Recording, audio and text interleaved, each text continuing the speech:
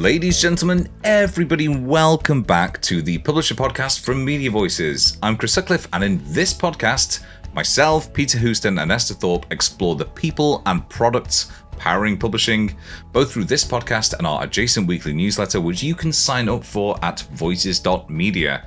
Now, perhaps Media Voices is best known for the Publisher Podcast and Newsletter Awards. Now, this year, the Publisher Podcast Awards are open for entries until the 14th of March. You can go to publisherpodcasts.com for categories, entry information, and more. And the Newsletter Awards are also open as of now. You can go to publishernewsletters.com for that same information. We would love to have you enter, particularly in light of some of the things that we're going to talk about in this episode. And not to boast, but I've been to endless media awards, and I'm not that old, realistically, and ours are far and away the most fun. So we would absolutely love to see you come along. And we are really pleased to have Memberful as sponsors for this season of the Publisher Podcast.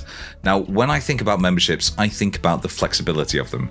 When I think about who I choose to support, it's because I want to donate X amount of money or support them for like a certain tier to get those rewards. Well, Memberful allows you to manage your membership program with their intuitive features, which includes multiple membership tiers, crucially. Of course, they also offer payment options to cater to different audience segments, and most importantly, that obviously allows you to maximize your revenue potential.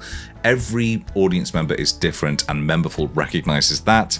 So you can take control of your publishing business with Memberful. Visit memberful.com/publisherpod.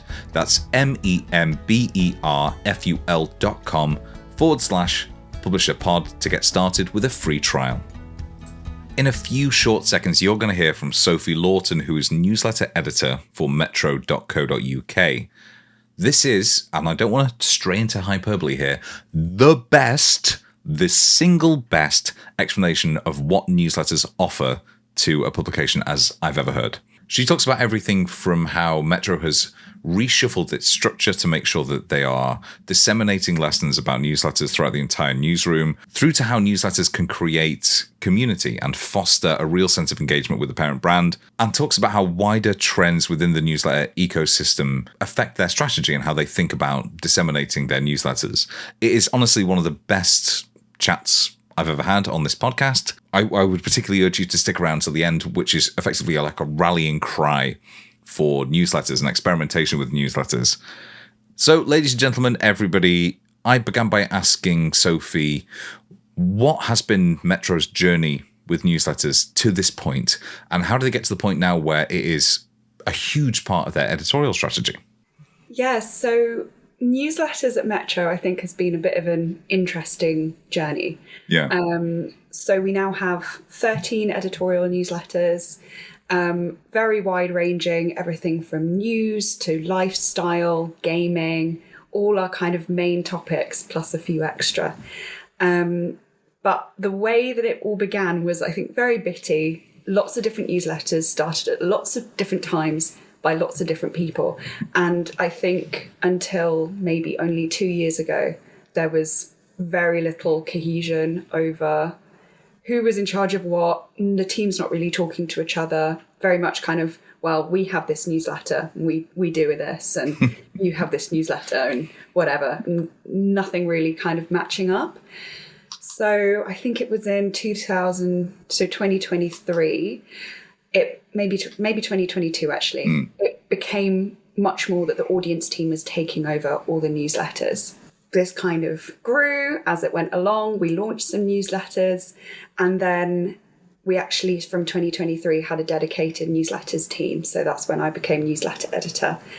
And that was like a big change for the way that we kind of viewed newsletters. We kind of took them all underneath our control and launched a few new ones. That's when we launched the politics newsletter and the horoscope newsletter in 2024.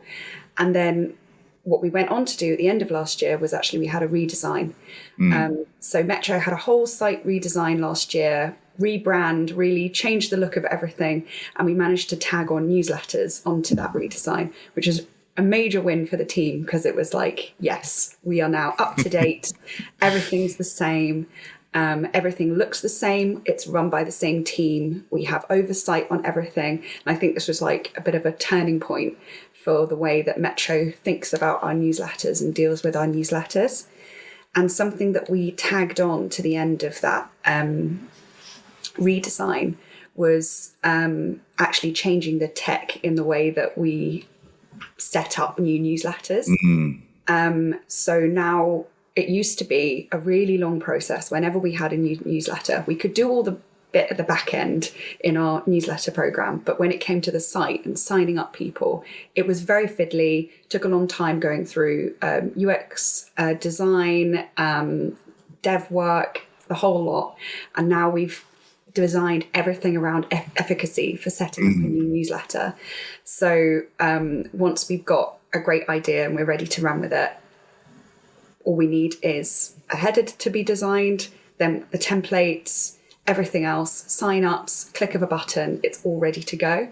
So that's really exciting for us because now it's like, we can go. We want to launch something new. It's there. It's ready. Let's do it. That's amazing. I mean, we should absolutely talk about the idea of that agility and the pop-up newsletters and everything. But I wondered, I mean, you've teed up so much there. What was the impetus, though, to go from having this kind of bitty all over the place non-strategy to having it all under your aegis, to having it all under kind of the one roof? Was it recognition that newsletters are, a huge commercial opportunity, a way to talk to audience? Was it to coincide with the site design? What was really the spark that got everything to come together?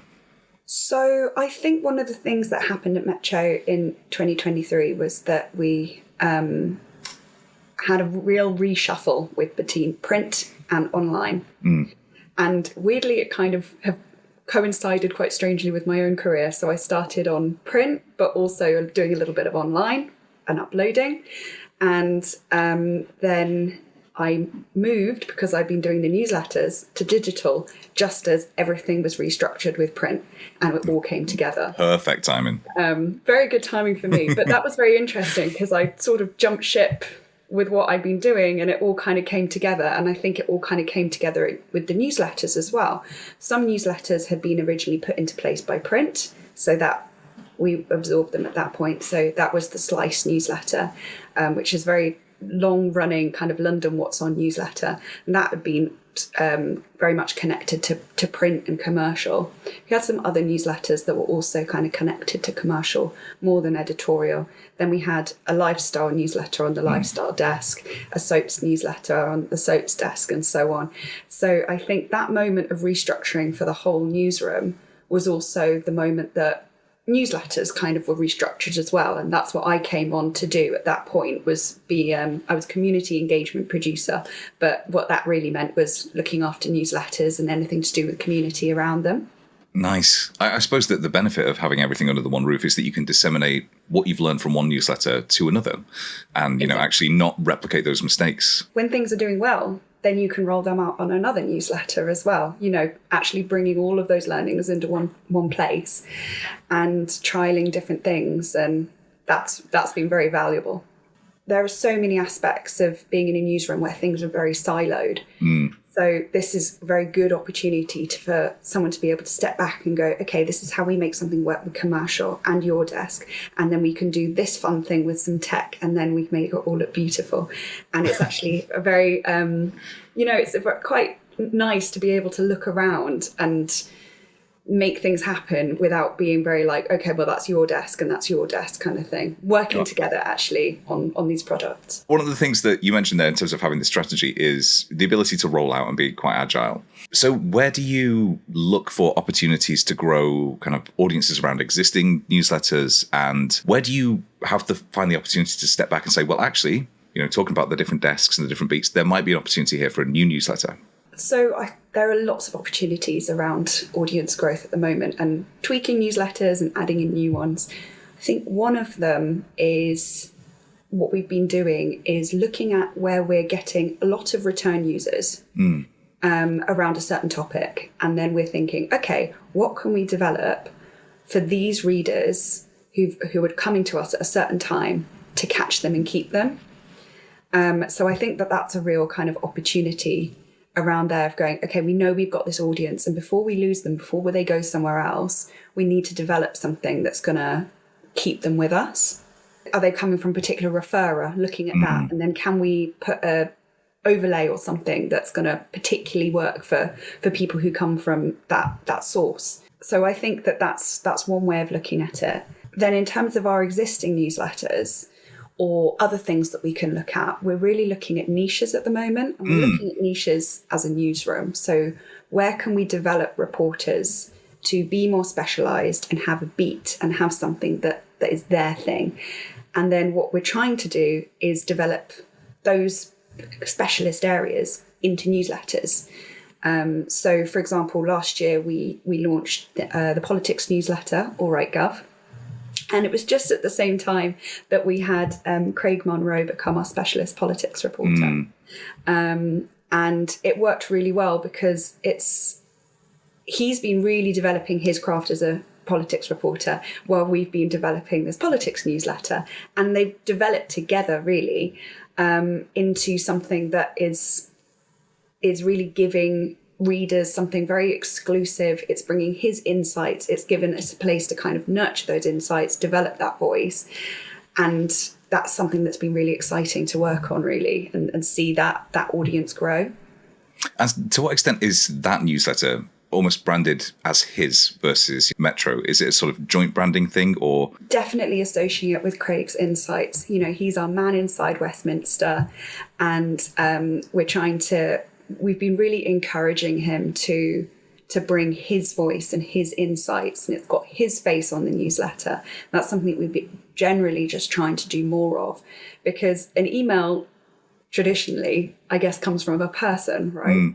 And you really want to encourage this personal aspect towards an email, I think, in order to increase engagement. Because if it's an email from a brand, yeah, loads of them work, but is it as personal as going, oh, that's an email from this person who I know what they talk to me about, I care what they say, and I think that makes a big impact.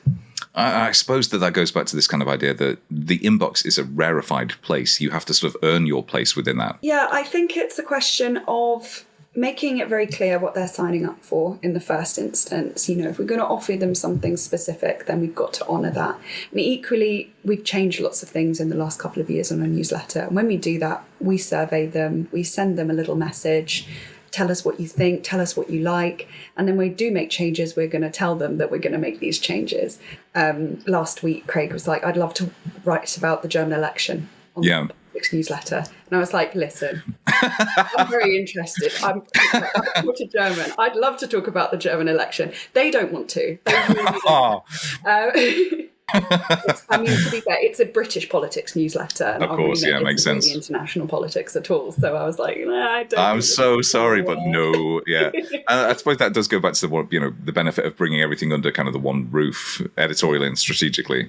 One of the problems that historically newsletters have had is discovery, and it sounds like you've actually partially at least solved that with the site redesign, making sure that kind of the newsletters are more visible. You know, how do you actually go about marketing your newsletters? So that's something that we've definitely done a lot of work on, and that was one of the real reasons why we wanted to do the site redesign as a whole, but specifically the newsletter pages redesign, making it easier to have these call to actions popping up all over the site, basically saying you're on the politics page on the site, here's the politics newsletter, you're on the soaps page, here's the soaps newsletter. So they're within our articles and kind of woven in there at the bottom, maybe a link just in the middle of the article, for example, horoscopes newsletter. Right at the top, it's on any horoscopes article that you click on, you've got a newsletter. You can sign up and get this every morning so you don't have to come back to us. So I think that was a major reason why we wanted to do that. It was very bitty before with different sign-up pages. So just to bring it into one place, it's a very easy sign-up process. You can click on all of them at the same time. But also it's all linked nicely across the whole site, where if you come to Metro, pretty quickly you're going to find out that we've got newsletters on there. In terms of outreach kind of beyond the site, we've been trying some different things. I think promoting a newsletter on social media is very difficult. Yeah. Especially when it's very much tied to the content of the site. So if you have a newsletter that's a very standalone product, I think that's a lot easier to market. But when you're just saying, well, this is our travel newsletter, and it's very much tied around the travel content we do on site, it's a very hard sell just to do cold on a post on social. So trying to do it in more slightly sneakier ways, I guess. Yeah, that's a really good way of putting it. I remember the FT did that with one of their writers. They had her do an AMA on Reddit, for instance, and she was, the face of one of their newsletters, and so actually getting people in kind of that way. Sneaky's probably a sort of slightly negative word for it. It's more strategic, let's say. Strategic. Yeah. What we've been doing a little bit at the moment is putting our politics newsletter on Reddit, taking the top line, putting it up as a link, and then there's just a little sign up at the bottom saying, has someone forwarded it to you? Did you read this online? And come and click. So they sort of get a freebie, get to see what it's about, and then can actually click. And that's been having a little bit of a success. We haven't done that much on it at the moment, but that's been really nice to see that it has been picking up. And that goes back to that kind of the fun side of the role, like that experimentation, because Reddit was never traditionally, a place for this kind of stuff, but it has become more of that recently. And in terms of attribution, obviously you're then looking to find out where you're getting referrals from, where people are, readers are becoming advocates for the newsletters in and of themselves. How granular can you actually get with that in finding out where people are coming from and where they have signed up via? We can get a pretty good idea of where they're coming from. We know our overlays are very successful on the site. We can see how many people have signed up through those, and anything on site you can see. If something has been maybe shared, sometimes it's a little bit more difficult. Yeah. But you must be looking further afield as well, not just looking at your own things, but changes to the wider newsletter ecosystem. What do you feel the rise of individual newsletter platforms like Substack are actually offering to, or how they are affecting the wider newsletter ecosystem, and how are you taking advantage of those changes? So I find Substack very interesting. I think it's very much a writer's platform. That's what it feels like. And I think there are loads of opportunities for writers around Substack, and I think that's really cool. So I think what we can learn from a platform like Substack is why people like to read what writers have written and what the value of those kind of newsletters are. And I think that the rise of these individual newsletters is one of the things that have encouraged us to look at how, we give a beat reporter a newsletter. We're putting faces on the newsletter. We're trying to build those relationships. Really, that's what Substack is offering. Just going, this is my personal newsletter with my face on it. Yeah. A lot of the time, and even though we're a newsroom, we can emulate that. We can say, this is our writer who does this really, really well. We know as a newsroom a lot about this topic. We have an expert. Here's what they say. We've really started to do that already. We've got Duncan Lindsay, our soaps editor. He does an amazing job on the Soaps Weekly newsletter. It's all him. He's such a soaps guru, really, honestly. And he's got his own following as well on social media. People look to him for soaps, and we're trying to do the same with Craig on All Right Gov. We have Alice Giddings on The Hookup, which is our sex and relationships newsletter. She's our sex and relationships reporter. She's got all sorts of insights from talking to all sorts of people. And, that's really fun and interesting as well, that those voices kind of now have a place that they can actually talk very directly about what it is they do and what they know and what they can offer you because of their kind of unique role. I just wondered, what commercial considerations go into the launch of a new newsletter as well? Is it sponsorship opportunities? Is it, the ability to drive people to, I don't know, another membership scheme or anything like that? What are the commercial considerations that go into a new newsletter? This is a kind of difficult question to answer because I don't think we're quite in the place we would like to be in terms of how we are monetizing our newsletters. I think we want to be doing this better, essentially. And in terms of where we are with our newsletter at the moment, we would love to have a sponsor on a newsletter. We just haven't made that happen yet. Yeah. And if we really want to develop something that appeals to a particular sponsor, and I think that's something that we are thinking about right now. In terms of more generally, we have advertising on some of our newsletters, and that's also always a consideration, making sure that our commercial teams are aware of the newsletters that we have, aware of the kind of audiences that we have, what they click on, what their interests might be. Those are the things at the moment, but I don't think we are quite where we want to be with the commercialization of our newsletters at the moment. So that's something we're working on. I think it's such a perennial problem. It doesn't matter who I'm talking to. Let's take a step back then and say, in terms of internal marketing, how do you let the rest of the Metro team with that commercial editorial know what is possible through newsletters? To what extent are you pushing them as a growth opportunity internally? So I think this is something that's actually only come quite recently. Just trying to give newsletters a face in the newsroom, essentially. And what we've been trying to do is going to teams a lot more and involving them in the process and saying, well, you actually have a travel newsletter. I don't know if you knew. So let's get you involved in the production of this newsletter.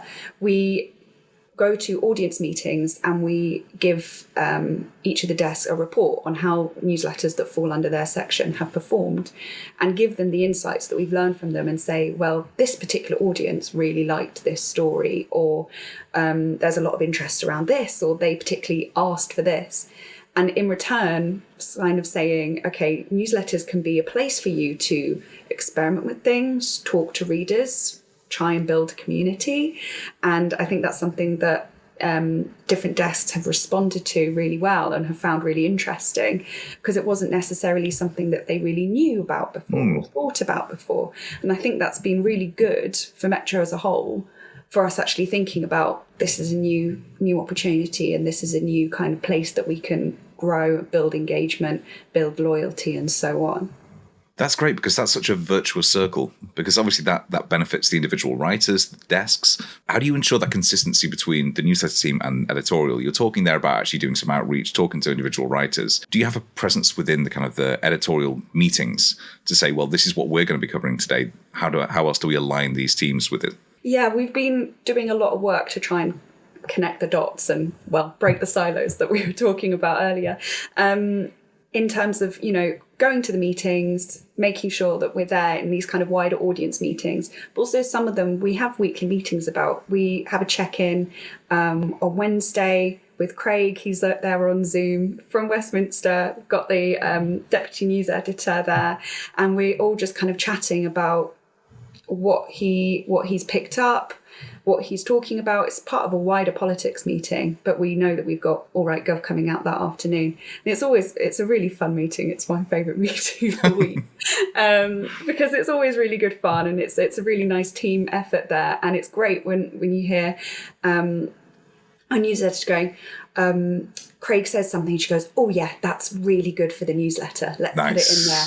And it's something that previously maybe we would have dropped, or we wouldn't been able to do anything with, and now we actually have an opportunity. So that's really nice, and it's really great to see the news team reacting to that and going, yeah, we can do that. Same with, we just launched a breaking news alert system, which is done via email.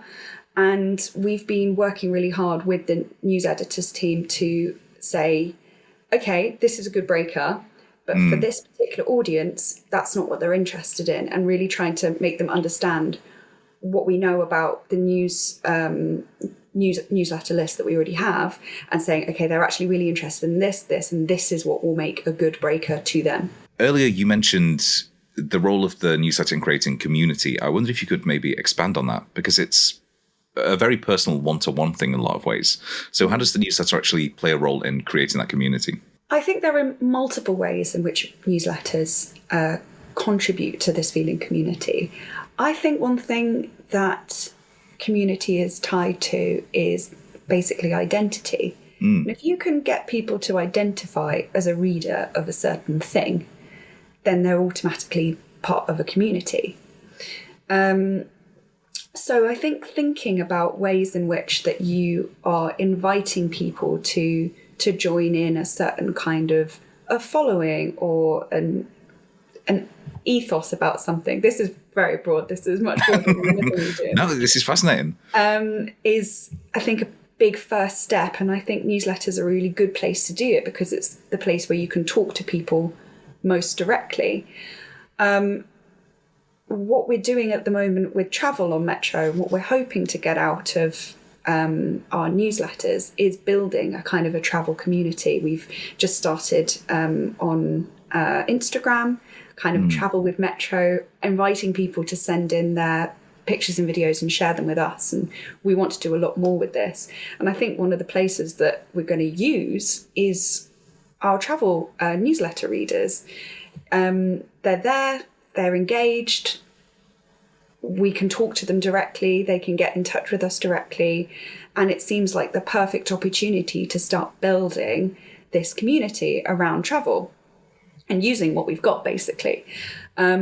So I'm really excited to see how we can develop this community and then take that idea into other newsletters. I think we've got a lot of opportunity around our London newsletter. I think Londoners a pretty strong identity to start off with. So I'm not allowed in. Apparently. Coming from the north, my girlfriend gatekeeps it from me. Yeah. Yeah, I'm born and bred Londoner, so I'm very protective of who gets let in the club. But I think, being a Londoner is a really strong identity. So how can we kind of use the slice and use those things and, different areas of London? You're not just a Londoner, you're from Hackney, you're from... Yeah. And really build on those and use that to develop the feeling of community that we can kind of deliver within our newsletters, going, you get this special content because you're part of the gang kind of thing. We've spoken there about issues around discovery, which you're solving, and how you're actually disseminating these learnings throughout the newsroom. When you're taking a look ahead at what is possible, we've spoken about the potential for commercial development. What do you foresee as being some of the biggest opportunities around newsletters for Metro over the next couple of years? So I think that we want to continue developing basically these two strands of newsletters, the automated products and the bespoke kind of individual-led or journalism-led newsletters, and use that balance to be, okay, these are our traffic drivers and these are our engagement drivers. This is where we build community. This is where we drive people to the site. So I think getting that balance is going to be really key to us, and trying to spin as many products around those and just try and see if these niches work. Something I really, really want to do is a course or a pop-up series newsletter. Yeah. It's a dream, and I would love to be able to do that within the next year or so. And because I've seen them on other places, I think they're fantastic, and it's just a case of us making sure that we nail down the correct course for our readers. Basically, we deliver something that they really want. See, I think that's so fascinating as well, this idea of the kind of the pop-up newsletter, which then leads to ideally more regular engagement with people. The Guardian did a really, really good one recently, which has sort of converted, I think, about 30,000 people to a more regular newsletter. Yeah, amazing. But that in and of itself is like a new product launch. That's an entire, you're spinning up a new product for people. That to me seems to be such a huge challenge, but with potential huge rewards, like you said. Definitely. I think the nice thing about them when you're thinking about it is this is a huge project, but it has an end date. Yes. So you're not spinning a new newsletter that is, something that you're working on for ages. It's something that you have working on for a limited time and then works for you for ages, which is a wonderful thought. Oh, that's the dream. And exactly. And then also, again, being really inspired by the way that they're using it as a funnel into new newsletters. That's something that we are looking at the moment and working out ways that we can go, okay, what can we do that would be a launch pad or a funnel for getting people from this product that you can make all big and shiny and, this is your free gift and so on, and then get them and into one of your existing newsletters or a more long-lasting regular newsletter, and kind of working on that way. I think it's just such a good idea. I really want to do one. Yeah, I mean, you've got me thinking about how we could do one at Media Voices and the Publisher Podcast, because like you said, eventually it starts working for you. The larger picture in terms of newsletters, we've had people advocate or put forward the idea that there's going to be newsletter fatigue. I don't believe in that myself personally. But what do you foresee as being some of the big challenges for newsletters over the next couple of years? Are we going to see an influx of people who are challengers to legacy publications who are doing their own? Are we going to see platforms like Substack or, we use Beehive or whatever, take back control of the data? I think those are several of them. I think, I think there are lots of challenges, but I think equally, there are challenges in pretty much everything that faces newsroom at the moment. And the key is just being agile and working out how to go with it, being able to pivot. I think investing in something very heavily that you can't then abandon or rebrand or restructure or something is maybe a little bit dangerous. So I think the key is always having a few different options that you could jump around between and see what works. I think for me with email it's really hard to cut through. It's already really hard to cut through. You're inundated all the time. I don't know what your inbox looks like, but mine is a terrifying place. And 56,346 unread. Nice. Yeah. And, attention spans are shrinking, everything is getting harder and harder to kind of cut through and get those people's engagement. And now with kind of changes to, inbox privacy changes, what Meta are doing with AI and changing the preview text and how that's going to affect things, there are new challenges being thrown up all the time. And I think it's just looking at ways to try and make those challenges work for you. So is there some way that we can actually really make the Meta AI work for us and actually write better preview text than we ever could? And kind of thinking about it in those ways. In the same way, in terms of trying to cut through to people, it's just about being maybe a little bit more inventive, maybe, again, I don't know to say sneaky or strategic.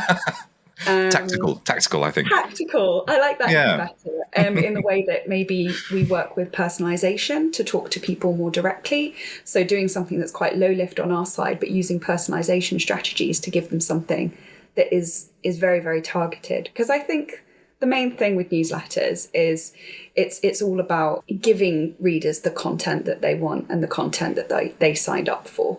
I think that's the baseline with newsletters, and everything else is just kind of on top somewhere, icing or the challenges that you might have. I think with things like Substack and individual writers, and that it would be maybe a bit mean to describe that as that they would come and ruin the industry. Yeah. Very difficult. I think maybe it's just something to take some inspiration from. I think maybe the thing that might have a challenge is those kind of aggregator newsletters. Yeah. I think that's probably really going to die out. And I think that's something that people are not so interested in. And I think if you are going to be an aggregator, if you're going to do this kind of curation, it needs to be designed for your reader. There needs to be a little bit more targeting or maybe a little bit more consideration behind them. Sophie, thank you so much for coming on Publisher Podcast. It's been an absolute pleasure, and I'm sure that all the listeners will be able to take away some of those lessons that you've said and put them to work in their own newsrooms or their own newsletters. Thank you so much for having me. I love to talk about newsletters. It's my favourite topic. Nice. Thank you again so much to Sophie for speaking to us. That was absolutely fantastic. Don't forget that we do have a write-up of the key learnings from this interview on voices.media, or it gets dropped in your inbox every Tuesday if you sign up to the Publisher newsletter. You can also do that on voices.media. And this season is sponsored by Memberful, a best-in-class membership solution, fully customizable to cater to your different audience segments. Now you can find out more about how it can help diversify your revenue streams and how it can help you connect with your audiences at memberful.com/publisherpod. We are going to be back next week with another dive into the people and products powering publishing. Every single time it's a tongue twister. Until then, keep up with all things Media Voices by following us on LinkedIn and subscribing to the Publisher newsletter over on voices.media. But until next week, hope you take some of that evangelism that Sophie shared with us and apply it to your own strategy. I can guarantee it's something that we'll be trying at Media Voices. But thank you so much for listening. Have a fantastic week. We'll see you soon. And how long can I stretch out this outro for? And goodbye.